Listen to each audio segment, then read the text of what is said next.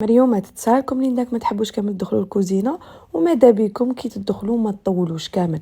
ايبا هاد الوصفه ما تطولي، ما تقعدي تجبدي في الطاجين، ما تجبدي ماعن بزاف، ما والو.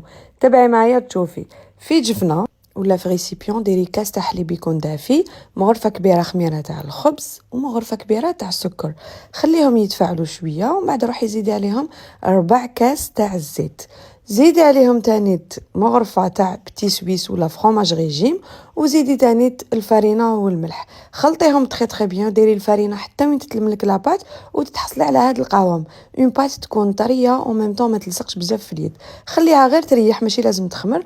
ومن بعد روحي جيبي لافارس تاعك ديري واش حبيتي. انا درت هنا صدر تاع الدجاج قطعته كيما راكم تشوفوا، درت له لي زيبيس اللي هما ملح، فلفل عكري، فلفل الكحل، وزدت عليهم لي زيرب دو بروفونس. وبيان سور بعد ما خليتهم طابوا وتحمروا مليح رحت جبت تشيزي. شوفوا مريومات هذا تشيزي كريمي والله العظيم صدقوني غير بنه بنه بنه.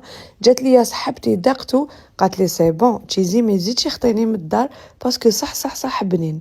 جبت هذيك لاباط بعد ما خمرت، درت ديبول هكذا ودرت لهم لافارس لداخل، زدت لهم وحده سلايس باش يجوني بيان مفرمجين.